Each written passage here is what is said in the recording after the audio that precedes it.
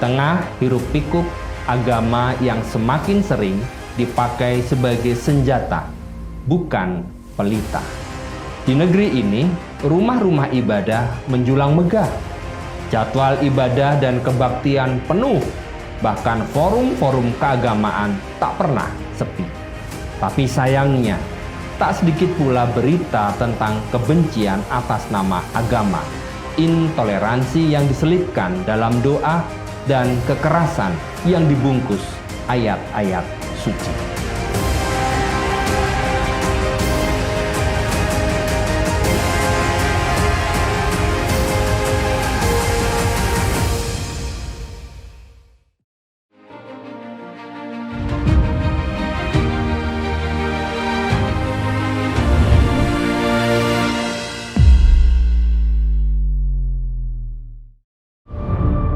Kita berjumpa kembali dalam channel Ikatan Kristen Nusantara, tempat kita belajar pendidikan Kristen kontemporer di tengah isu dan fenomena masyarakat yang semakin komprehensif.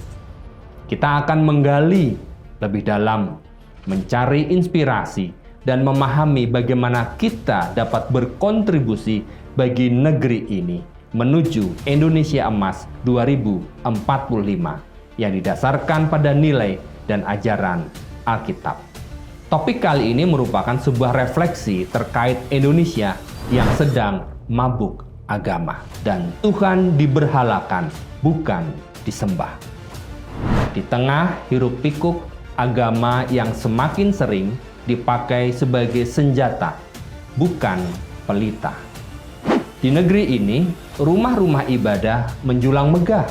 Jadwal ibadah dan kebaktian penuh, bahkan forum-forum keagamaan tak pernah sepi.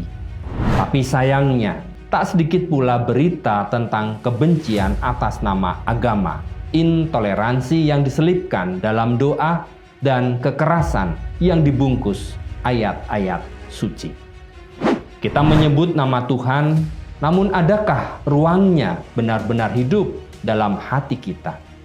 Kita berbicara tentang surga, namun menginjak-injak kemanusiaan sesama yang berbeda iman. Seorang Khalil Gibran, penyair besar, pernah menyatakan, "Aku mencintai agamamu, aku mencintai nabimu, tapi yang membuatku takut adalah kebencian yang kau bangun atas nama keduanya." Mungkin inilah saatnya kita bercermin lebih dalam. Apakah kita benar-benar menyembah Tuhan atau hanya sedang memberhalakan simbol-simbol agama demi kenyamanan diri sendiri? Mari kita berefleksi sejenak, berpikir dan bertanya. Karena barangkali penyakit bangsa ini bukan karena kurang agama, tapi justru karena mabuk agama. Sebuah kalimat yang mungkin membuat kening berkerut, hati terusik, tapi justru itu pertanda baik. Karena bangsa yang sehat adalah bangsa yang berani untuk bercermin. Kita semua sangat paham bahwa Indonesia dikenal sebagai bangsa religius. Agama dan kepercayaan yang diakui oleh negara memiliki semangat spiritual yang dapat dirasakan hampir di setiap sudut negeri. Namun sayangnya, seperti yang diungkapkan oleh Profesor Komarudin Hidayat, religiusitas tanpa kedalaman spiritual adalah seperti tubuh tanpa jiwa. Di tengah ramainya aktivitas keagamaan, kita justru menyaksikan tingginya kasus korupsi, kekerasan atas nama agama, ujian kebencian berjubah kesalehan, dan ketimpangan sosial yang dibiarkan atas nama takdir. Agama menjadi simbol, bukan nilai. Diperjualbelikan, bukan dihayati. Dipakai sebagai topeng moral, bukan jalan menuju kasih. Mari kita mulai dengan membahas mabuk agama. Mabuk agama bukan berarti terlalu mencintai Tuhan, tapi terlalu mencintai bungkus dan simbolnya, hingga melupakan substansinya. Mari kita ambil contoh. Di tahun 2023, Lembaga Setara Institut mencatat 334 peristiwa pelanggaran kebebasan beragama atau berkeyakinan di Indonesia. Sebagian besar dilakukan oleh warga sipil dengan menjustifikasi menjaga ajaran. Kasus penolakan pembangunan rumah ibadah terjadi berbagai tempat. Di satu sisi, orang bersorak dalam festival keagamaan. Di sisi lain, mereka mengusir sesama anak bangsa yang ingin berdoa dan melakukan retret.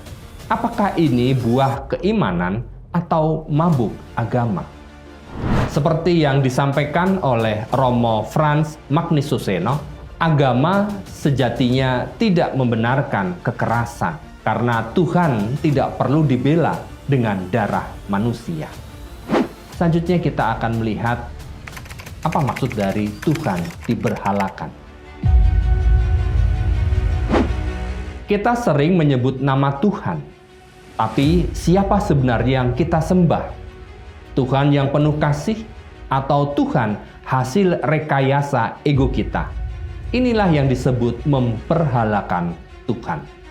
Kita menyembah citra Tuhan yang sesuai dengan kehendak kita, bukan kehendaknya.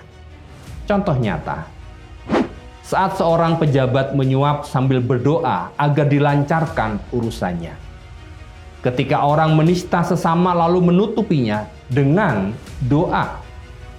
Bahkan nama Tuhan dipakai untuk mempromosikan calon politikus. Martin Buber, seorang filsuf Yahudi, menyatakan Tuhan bukanlah id yang kita perlakukan sebagai objek.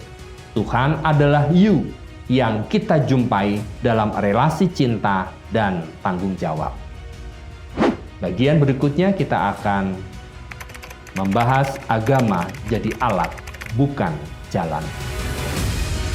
Agama yang seharusnya menjadi jalan menuju Tuhan malah dijadikan alat politik, dijadikan alat bisnis, dan bahkan alat untuk membenarkan diskriminasi. Contoh dari survei LSI, DNIJA tahun 2022 menunjukkan bahwa 48% masyarakat Indonesia masih berat atau sulit untuk memilih pemimpin dari agama yang berbeda. Dari sisi lain, fenomena kerohaniawan selebritas muncul, tetapi bukan untuk membimbing jiwa, melainkan untuk memonetisasi pengikut. Agama menjadi industri dan Tuhan menjadi brand. Friedrich Nietzsche pernah berkata, fanatisme religius adalah ketika manusia kehilangan kemampuan untuk mencintai Tuhan dan mulai mencintai kekuasaannya sendiri. Lalu bagaimana jalan keluarnya? Jadi, kemana kita harus melangkah? Kembali ke esensi agama sebagai relasi dengan Tuhan dan sesama, kembali menjadikan agama bukan sekedar identitas, tapi transformasi karakter. Pendidikan spiritual yang membebaskan, bukan menakutkan. Gereja, masjid, vihara, pura, bahkan rumah sekalipun harus menjadi tempat pertumbuhan cinta, bukan benteng kebencian. Kita perlu memperkuat teologi kemanusiaan sebagaimana disampaikan oleh Buya Syafi'i Ma'arif, bahwa keimanan haruslah melahirkan kemanusiaan yang adil dan beradab.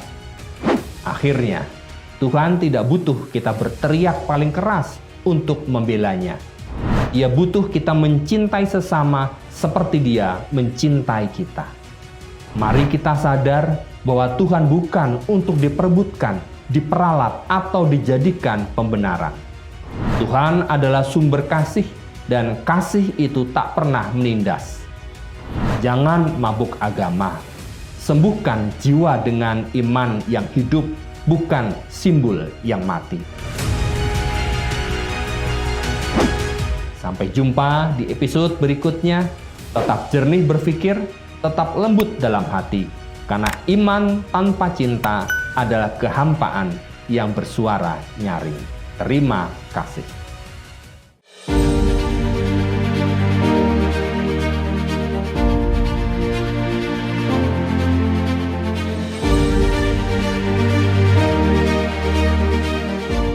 Ikatan Kristen Nusantara adalah komunitas lintas denominasi yang rindu melahirkan generasi Kristen yang maju dan terdepan. Mari berkolaborasi dan bersinergi dengan kasih untuk mencari, membina, dan mendanai anak-anak berprestasi yang terkendala biaya kuliah, lalu mengutus mereka ke dalam dunia dan mempercayakan mereka untuk mendukung gereja dan lembaga Kristen lainnya, agar terus melahirkan generasi unggul dan memberitakan kabar baik supaya keselamatan yang daripada Tuhan sampai ke ujung bumi.